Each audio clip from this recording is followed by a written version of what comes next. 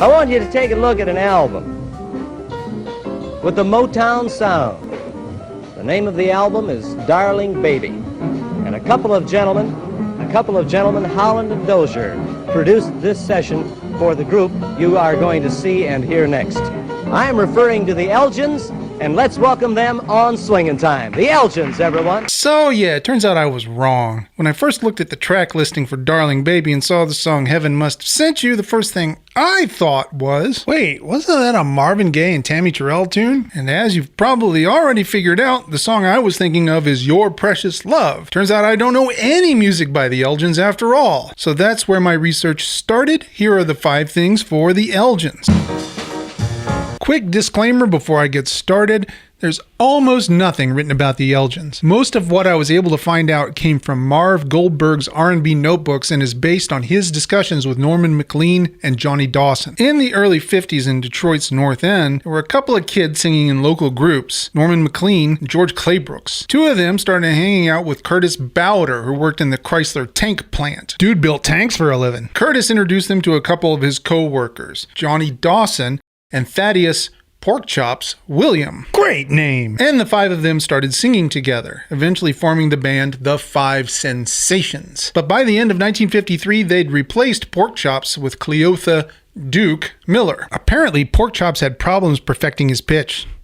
Pity. And they renamed themselves the Five Emeralds. Over the next few years, the Five Emeralds played regularly in the Detroit club scene, recording a couple of singles on the SRC label before they discovered there was another group in town called the Emeralds. One of those singles, I'll Beg, ended up being successful enough regionally to keep them working for the next several years. So they changed their name to the Downbeats. Over the next few years, as they continued working the Detroit club scene, they picked up Robert Egg Fleming as a non-singing guitarist. Curtis Bowder was replaced by Thomas Salisbury, and they briefly added a pianist named Sonny Woods. George Claybrooks left. They recorded singles with Peacock Records, and they changed managers a couple of times. One of those managers was Don Roby of Duke/Peacock Records, the guy that signed and managed folks like Johnny Ace, Bobby Bland, and Johnny Otis. After working the Detroit clubs for 8 years, Johnny Dawson, who had left Chrysler plant and started work as a barber, started talking to one of his regular customers. They may have been gigging regularly, but they still had day jobs. That regular was Berry Gordy. Gordy became interested in the Downbeats and a short time later signed them to Tamla Records, an imprint of Motown. In 1962, they released their first single on Tamla, Your Baby's Back / Requests of a Fool. Your baby's back, and you've had a nice time. Over the next 3 years, the Downbeats recorded several tunes, many of which were originally destined for Motown's newest imprint, VIP, but none were ever released. After recording more than a dozen songs for Tamla/VIP, Thomas Salisbury had to quit the band due to illness. This left just the singing trio of Norman McLean, Johnny Dawson, and Duke Miller, plus Robert Fleming on guitar. This was when Berry Gordy suggested that maybe they look into adding a female lead singer. Duets and male-female groups were quite the rage at the time. The idea intrigued them, so Gordy introduced them to Sandra Mallett. Sandra had recorded a single for Motown in 1962, Camel Walk. Bring it back to dance, that the awful truth to do so fine. But more importantly, Sandra was someone Gordy wanted to promote, someone he felt should be more popular, but needed a better showcase. The Downbeats plus Sandra Mallett recorded 2 songs in 1965. Put Yourself in My Place and Darling Baby, and Motown prepared to release those as a single on VIP Records. But they had gotten no farther than the pressing for review copies of the new single when they ran into a snag. Turns out there was another band called the Downbeats. Johnny Dawson came up with the name The Elgins, based on a sign he'd seen for Elgin watches, not knowing that the Elgins was the name that the Temptations had wanted to use when they first signed to Motown. Berry Gordy loved the coincidence, and the name was officially changed in the new single shipped. Darling Baby got to number 4 on the R&B charts, number 72 on the Hot 100, and they started touring. performing in all the premier R&B venues. The Apollo, the Regal, the Uptown, the Howard. Hey, I've played the Howard. Their second single, Heaven Must Have Sent You, also did pretty well. Number 9 on the R&B charts, number 50 on the Hot 100. So they got a full album together, and Darling Baby was released in 1966. The singles Darling Baby and Heaven Must Have Sent You were also listed on Billboard's 100 Best R&B Singles of 1966. However, in 1967, Sandra Mallett, now Sandra Edwards, decided to leave the group. She was replaced by Yvonne Allen, and the recording and touring continued. After the Elgins, Sandra Edwards raised a family and basically removed herself from the music business altogether. Only a handful of singles with Yvonne Allen were released though, and by the end of the 60s, Motown stopped recording new materials for the Elgins altogether, and they kind of dispersed. And that might have been the end of things, if not for Northern Soul. In the early days of the 1970s in the North and Midlands of England, the mod scene kind of evolved into hipsters looking for lesser-known, deep-cut soul and R&B sides from the US. This resulted in newfound success for bands like The Tams, The Fascinations, The New Beats,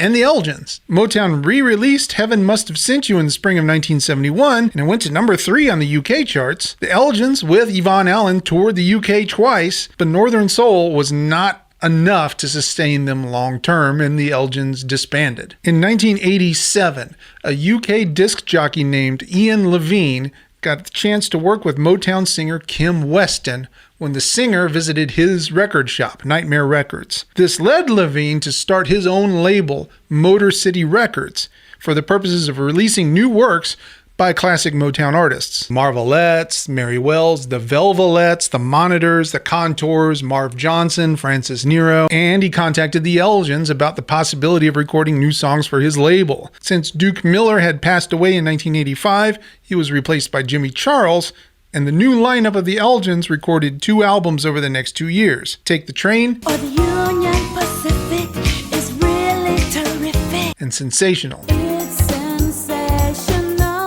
And despite the fact that there have been copy bands calling themselves the Elgins appearing on nostalgia tours, those early 90s recordings were in fact the last time the Elgins proper ever performed together. And that's the 5 things for the Elgins. So I'm off to listen to Darling Baby, and I'll be back soon with my first impressions. He just got this little tune in his head, and he started just playing around with it, and then he said something about the camel walk, and he said one thing and I said another, and then we started going on, and before you know it, he had set up a session. It's Motown, yes, but it's also something else. I'll get to that. The album starts with the title track, Darling Baby. Very simple tune, just a repeating 2-chord pattern with no chorus, no bridges, no solos. All the movement for the song comes from the addition of horns and backing vocals, plus Sandra Mallett's vocal improvisations near the end. Darling baby, Next is the first of 3 covers of contemporary Southern soul, Wilson Pickett's In the Midnight Hour. I'm gonna wait till the midnight hour. On one hand, full props for having a woman with a strong voice cover Wilson Pickett a full year before Aretha remade Respect, but this version is only okay. Heaven Must Have Sent You is a kind of mid-tempo shuffle with real Supremes vibe. Heaven must have sent you. The real fun in this song, though, is the Bonnie Pointer version from 1979. Well, in fact, she recorded 2 different versions of it. One is pretty faithful to the original, though it has an extended middle section which includes some scat singing. And check this out, Earl Scruggs playing banjo through a wah pedal.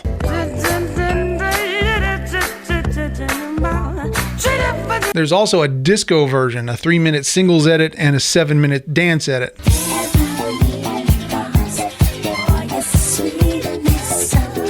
The next song, I Understand My Man, is the first of several songs where I started hearing something new. Just about everything about it, like the arrangement, the instrumentation, the productions, is all classic Motown, right? But it's the songwriting. I don't know that I've ever heard a Holland Dozier Holland composition pull out a key change between the intro and the start of the first verse.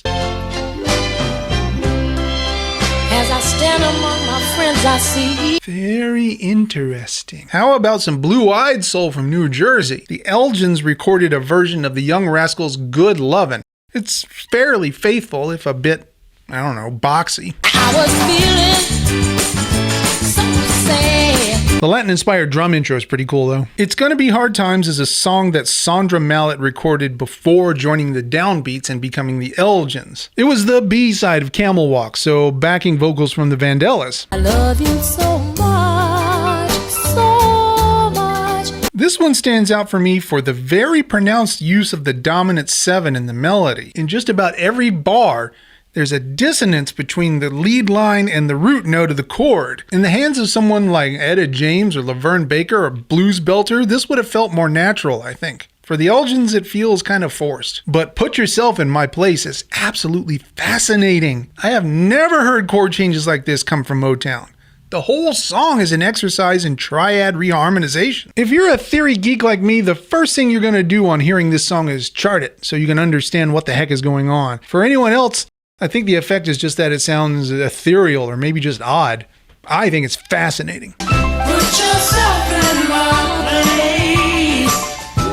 Another Stax cover next, 634-5789. This is the first of 2 songs on the album that feature Norman McLean on lead vocals instead of Sandra Mallett. 6, 3, 4, 5, 7, 8, 9. That's my number. I noticed that they speed it up quite a bit when compared to the Wilson Pickett version.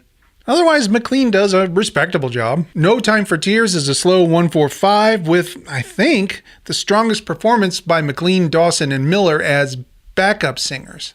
No time for tea. And how about a proper Marvin Gaye cover? How sweet it is, parentheses, to be loved by you, close parentheses. How sweet it is to be loved by you. And more than any other song on this album, this track exposes some of the things that can happen when you record songs assembly line style. See, the Funk Brothers were almost certainly never in the same recording session as the Elgins themselves. In this tune, you can hear a stark difference in the level of gain and saturation on Mallett's vocals when compared to the rest of the band, and also when compared to the other backing singers. In fact, she comes pretty close to clipping on this one. More inventive songwriting for Stay in My Lonely Arms. Not just reharmonization, but more subtle things like minor to major modulation, and a great bass line from James Jamerson throughout.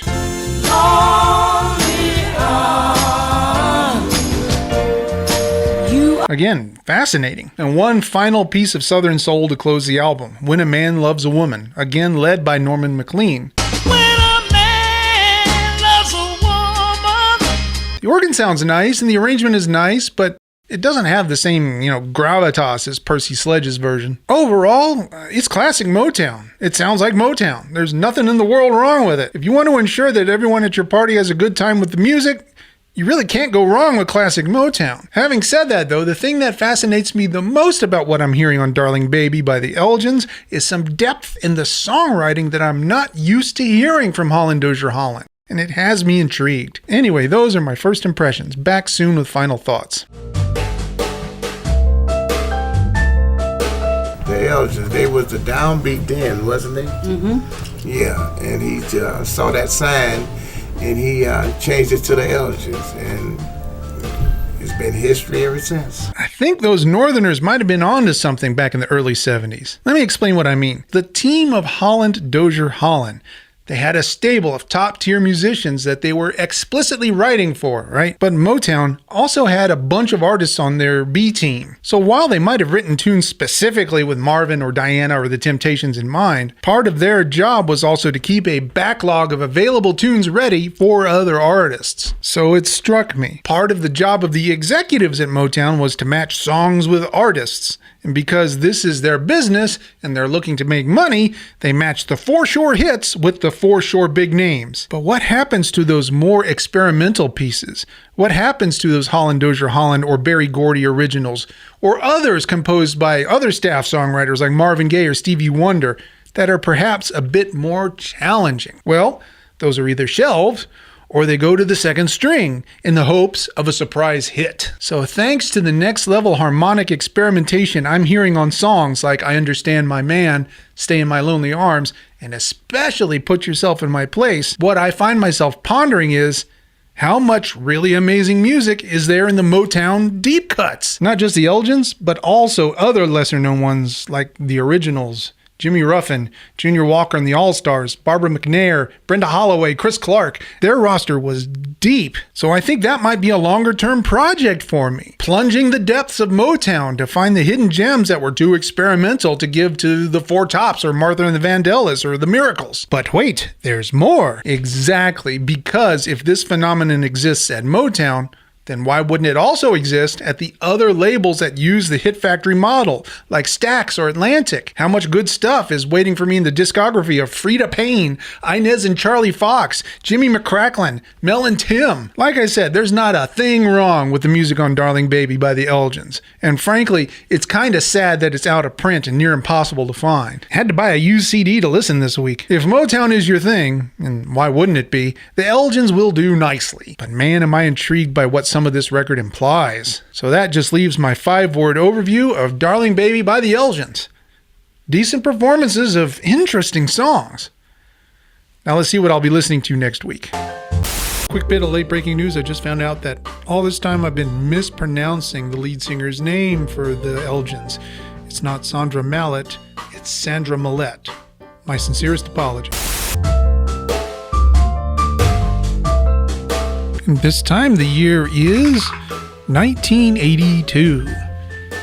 Well, that's fun. I was 12 years old at the time. That would have been my first full year living in Wauchula, Florida. Okay, now for a week and month. The third week of April. What was I doing third week of April 1982?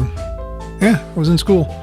Okay, now for chart position 1 through 100.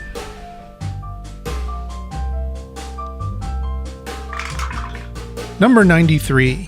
And on the Hot 100 for the third week of April 1982, number 93 is My Guy by Sister Sledge. From Percy Sledge to Sister Sledge. No relation, I checked. Well, speaking of Motown, the Sister Sledge cover of My Guy appears on their album The Sisters. So that's what I will be listening to next. Thanks for hanging out with me, everyone. I will see you next week.